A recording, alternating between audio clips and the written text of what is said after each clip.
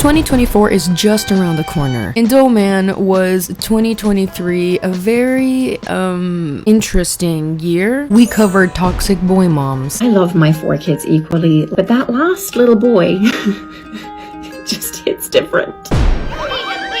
Gen Z overbuying stuff that they don't need. Like, bro, what is this? People trauma dumping for no reason. I got cheated on and then my car got totaled, so I'm not doing too good. I could just use a friend. Will you be my friend? However, there are actually a lot of things I didn't get to talk about this year that still irk me and should definitely be left in the 2023 year. So without further ado, this is things we should leave in 2023 before we enter 2024.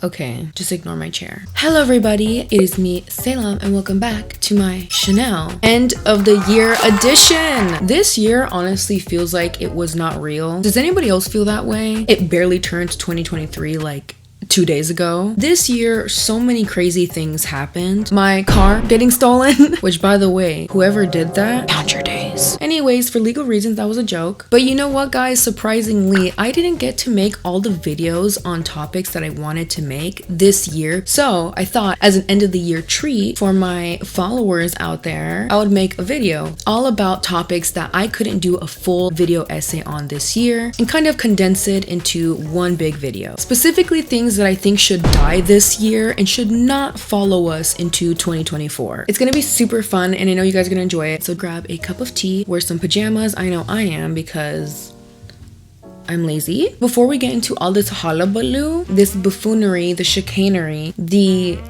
gumption of some of these people I'm going to be talking about, we have the very last 2 sponsors of the year, Raycon and Rocket Money. Thank you to Raycon for sponsoring today's video. Guys, it is almost New Year's. And whether you are making big changes, settling into a new routine, or settling back into a consistent routine, adding music to accompany you alongside those journeys can be extremely beneficial, especially if you're someone like me where audio is crucial to do literally anything. And now on Raycon, you can find yourself a good pair of wireless earbuds for premium audio at the perfect price point. Raycon's everyday earbuds look, feel, and sound better than ever with optimized gel tips for the perfect in-ear fit. These earbuds are so comfortable and they will not budge, trust me. I have recently been going to the gym and Raycon has definitely helped me stay focused with my goals by not slipping out of my ears every 2 seconds. I love that there is noise isolation, there are earbud tap functions, and 3 customizable sound profiles. You too can enjoy listening to music wherever you go. Just go to buyraycon.com/SalemTovar today to get 20% off your Raycon order. That's buyraycon.com/SalemTovar to score 20% off. buyraycon.com/SalemTovar. And thank you to our second sponsor, Rocket Money. So the other day I was chilling and I got a notification that I had paid for a music streaming service, which I subscribed to like literally forever ago that I totally forgot about because it's like one of those annual charges and I stopped using it after a few months. I tried to cancel it by calling their customer service, but we all know how that goes. But thankfully, Rocket Money came in handy because it was able to take care of all of that for me super easily. Rocket Money is a personal finance app that finds and cancels your unwanted subscriptions, monitors your spending, and helps lower your bills. And especially with this new year coming up, I know a lot of people want to save money.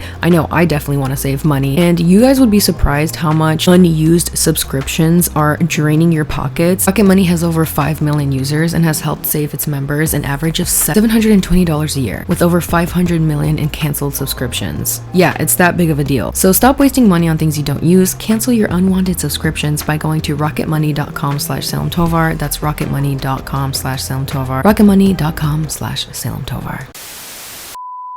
The first topic I wish I could have done a long video essay on, but I kind of ran out of time because it's already the end of the year, is... Even when my belly isn't full, there is no one I could ever love more in this lifetime, unless I actually get a chance to meet Margot Robbie. Bad TikTok vows. The amount of bad TikTok vows that went viral this year were far too many for my comfortability and liking. I promise to smack it every chance I get. That's all I got. Is that it? Come on, Cody. Are you sure? And the very obvious reason why these clips always go viral is because they're so cringy.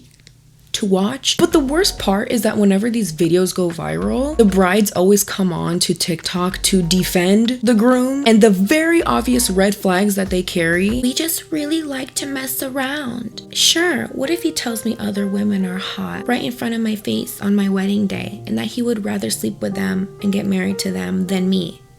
That is how we work. Don't be a hashtag hater, okay? You guys don't know him like I do. See you on divorce court in 3 years, cause bye. Another delusional bride who thinks that her husband is the prize. Maybe a prize in a cereal box. These men's vows are so humiliating that I would be so pissed if my husband did this to me, which first of all, he wouldn't. Because he knows better. Second of all, because he actually loves me and respects me and knows that that day is a special day. My own mom and dad and family members would not let that slide if that was my husband speaking about me like that in front of them. Why do some couples want to be quirky so bad? I don't get it. Having this type of humor in front of people doesn't make you quirky and special and like, oh my god, we're just best friends. It just makes you cringe. Watch how your partner jokes about you in front of people because they're most likely talking about you behind your back to other people in ways that are even worse. And this doesn't even have to be with partners. This also is like with friendships, with family members. If you give people the leeway to make jokes about you like this,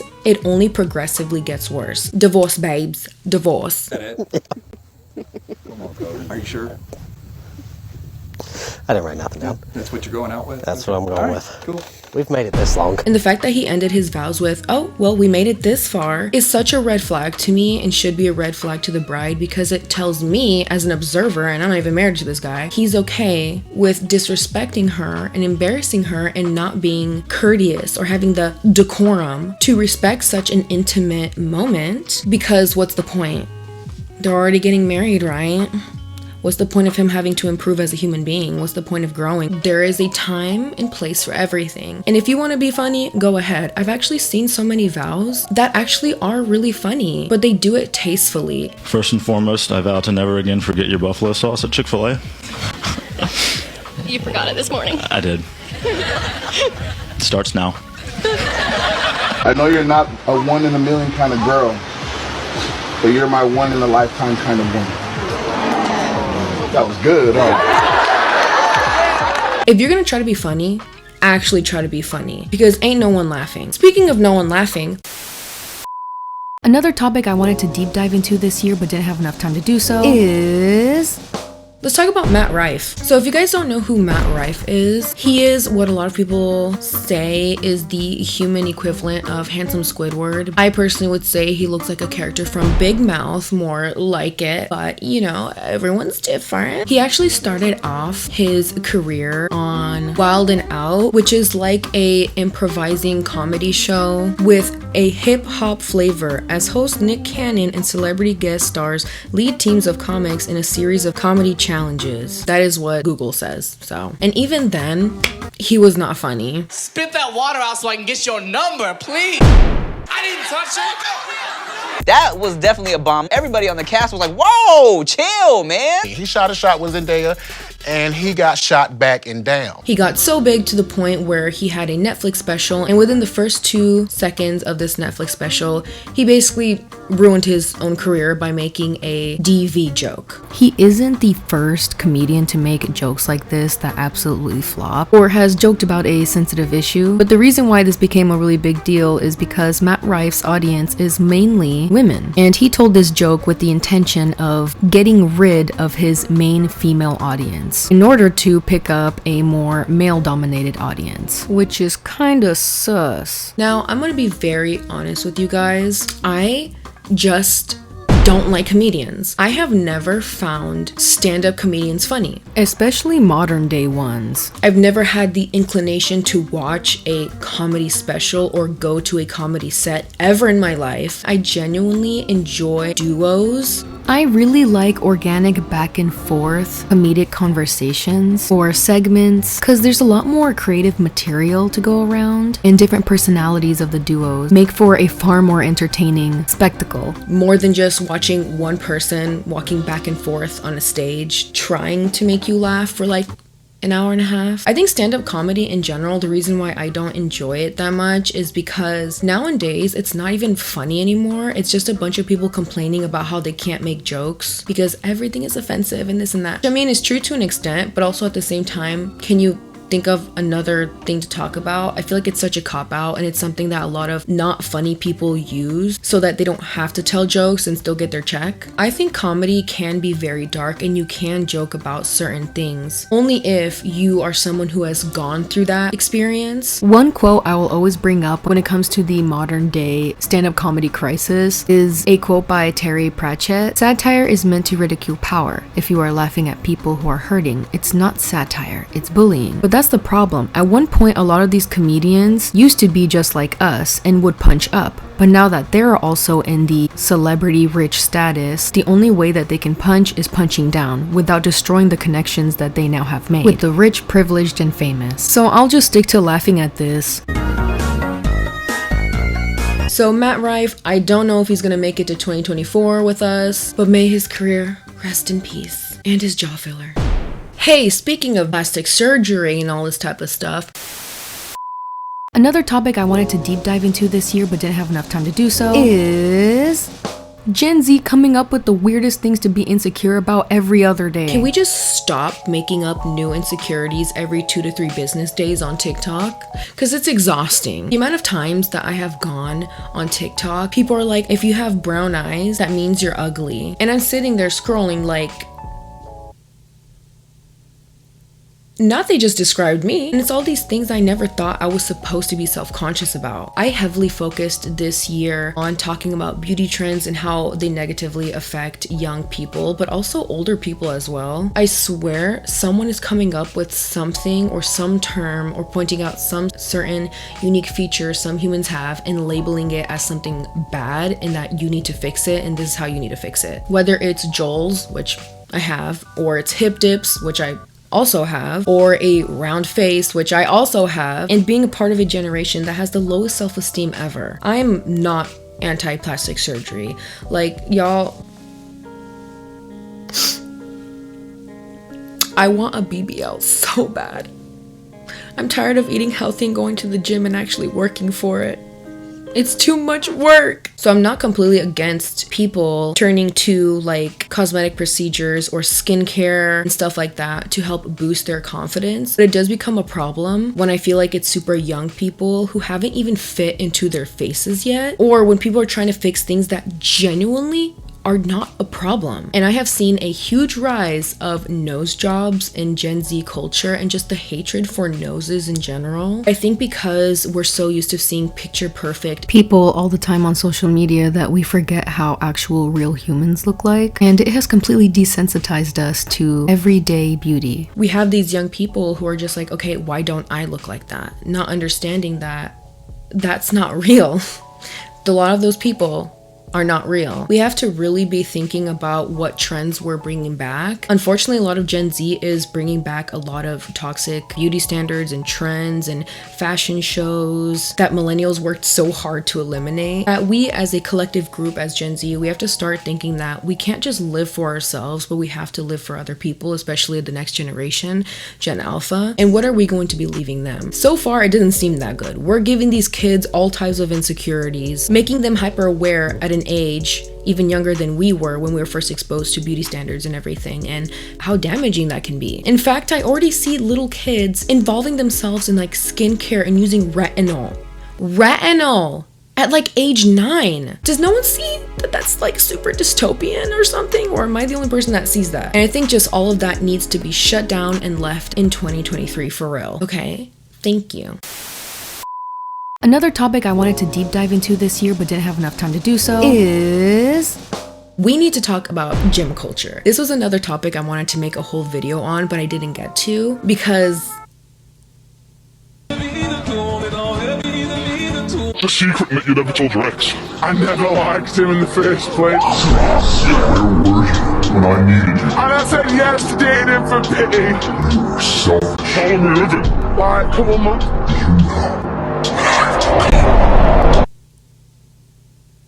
a lot of those people are scary, okay? Toxic gym culture is alive and it's crazy, okay? Who else loves watching out-of-shape people act like gym experts? Especially when they are PTs. If you see me at the gym, don't work out by me. I'm not saying she knows me from YouTube, and she just works out right by me. They set up their whole tripod just pointing at him, laughing and copying his workout because it looked goofy. So for those of you guys who don't know, last year, one of my resolutions was actually to reverse a lot of symptoms that were just really destroying my day-to-day life. I was feeling sick. I was not healthy whatsoever. So one of my resolutions was to honestly just become healthier and lose a little bit of weight. My goal was only to lose 10 pounds, but I actually ended up losing 35 and reversing all my symptoms back to where now all my health labs are completely normal. And I'm really proud of myself, but it was a lot of hard work. I'm talking about drinking my water, making sure I'm eating my veggies, getting my protein in, and going to the gym almost every single day. Like y'all, I was putting in the work, and I still am going to be putting in the work for 2024. I really started to get into gym culture in general, like talking to people who go to the gym. And the worst part, gym TikTok. And I know I'm not the only gym goer that this bothers so bad. I have talked to so many people who go to the gym who say that they're afraid to wear certain things or they're afraid to do certain things because they are deadly afraid of being recorded and posted onto TikTok, and they're afraid of being made fun of. And that fear is completely rational because that's already happening to a lot of people. There were these two girls who recorded this guy who was just working out in the background, and these two girls were making fun of him even though it's like he wasn't doing anything wrong. They sent me a DM. They just wanted to let me know that it wasn't bullying. In fact, they said they were playfully indicating with their fingers that they were copying his workout, and they weren't bullying him. They just found it amusing. You know, back when I used to get made fun of, people would say a lot of stuff, and I'd always question why. And they would say, it's not bullying, you know, it's just funny. Oh, it's for your amusement, making fun of me. Yeah, it makes everything 10 times better. The gym space has just become so invasive that it doesn't feel like a place people go to just work out anymore. It feels like an influencer's world, and you're just revolving around it. And in general, I feel like a lot of gym influencers scare people away from the gym because of the amount of horror stories that go viral all the time, and the amount of judgment and gatekeeping on social media within these fitness influencer spaces. Whether you work out at the gym or even at home, you're still not safe from ridicule. Papa Swolio, what do you think about cozy cardio? If anyone says cozy cardio to my face, I will punch him or her. It's just weak, victim, I don't know, just pathetic people that are afraid to go in public, that don't want to actually train hard, that are creating this as if this person needs more safe space. There is a huge stigma already with people trying to start their health journey, and this new rise of influencer toxic gym culture doesn't help. The path that gym culture is going down is a culture that's just so toxic, unfriendly, judgmental, cruel, and just like mean. Like, it's mean. And it's even worse now because people feel free to film everything. So of course people are going to start bringing their ring lights and cameras to the gym to post content on their Instagrams and stuff, not realizing that no one else is consenting to being in your video, babes. Okay, I've also seen people who are like, oh, I judge girls who wear makeup to the gym. So it's like, okay, so you can't look hot at the gym, but also if I show up to the gym with a big t-shirt and big shorts and Skechers, I'm being told in the comment section that I look like Adam Sandler. It's almost as if there's no winning. It really sucks because it's like I should be focusing on my workout right now and making sure I don't fall off this damn treadmill. But instead, I'm worried about, like, is someone filming me from behind? Or even worse, will a fitness influencer get mad at me for walking in the background and just being in the same vicinity of their working out because we're at a gym, which is a public place? The delusion, bro. Like, what? That being said, there are a lot of good things that can come out of like gym culture and like gym influencers and all that type of stuff. I know that a lot of people's New Year's resolutions tend to be all about like health and weight loss and stuff like that, but they don't stick to it. And I know that sticking to it nowadays can be even harder because of the amount of just toxicity there is now with gym culture. But there are really good gym influencers out there who are kind. There are videos that go viral all the time of people complimenting each other when they're doing heavy sets, people helping one another out when they can't lift something that's too heavy, and just in general, people showing each other basic human kindness and not filming each other for bad reasons. So definitely more of the positive stuff in 2024, please, and no more filming strangers just trying to get healthy in 2024. Okay, no more. We're leaving that in 2023. And honestly, guys, those are the topics that I didn't get to do a full-fledged video essay on this year, but I'm glad that I got to give you guys mini deep dives as to why I think they should just be left in 2023 forever and moving on to a better year in 2024. 2024 is going to be a great year filled with us loving our partners, loving ourselves, understanding time and place to make certain jokes, loving ourselves no matter what people say, and being okay with asking questions, trying new things, and not being ashamed of where we start on our mental health journeys, our physical health journeys, our spiritual journeys, or just our human journey in general. 2024 will be bright and beautiful, and I'm definitely sending you guys those vibes for sure this coming year. If 2023 wasn't your year, I will be right here rooting that 2024 will be. Cheers with water. Oh my gosh, that needs to be some, you know what? No.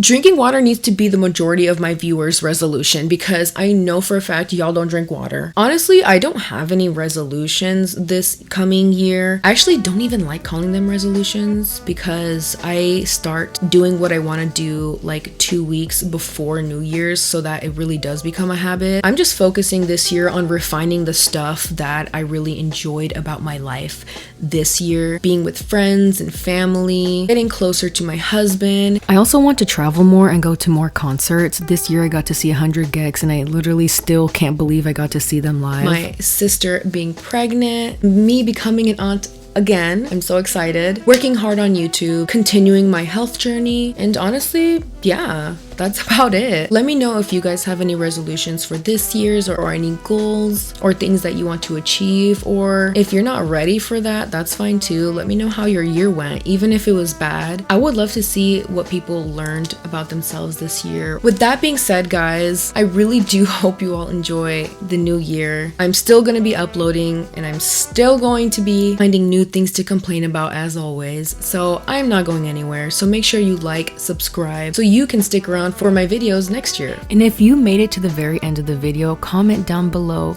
the last set of duck emojis of the year. I want to see those little duckies everywhere. Until next year, of course. Definitely next year is going to bring a lot of new stuff to my channel as well, because I want to jump back into making music and just finally getting that onto Spotify. If you have been with me since my ducky days, you guys know that I've been making music since I was 19, and I stopped uploading music, but I definitely want to get back into it. I also want to upload a bit more onto YouTube, especially makeup storytime videos, because y'all, my life is filled with messy stories. Might as well monetize it. I also really want to be more active on Instagram. I haven't been because it's just been so busy, y'all. I'm actually going to be taking a 2-week break after this video. I know, no videos in the next 2 weeks. I'm so sorry, but I actually need to get emergency dental work done. Yeah, I know, not the greatest start to the new year, but it's definitely something I need to get out of the way.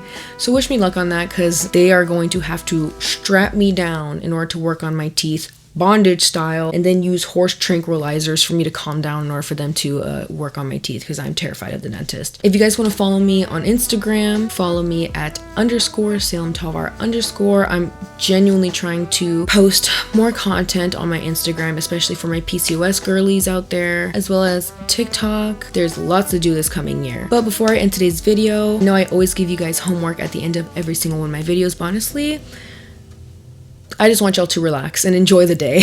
Enjoy the fact that you are here, you made it. Even if your year was terrible, you're still here, and I'm happy that you're alive and that you're here with us. Alright guys, that is it for today's video, and I will see you in the next year. Bye! Oh my gosh. Bye. Also enjoy the sneak peek of some of the new songs I'm working on.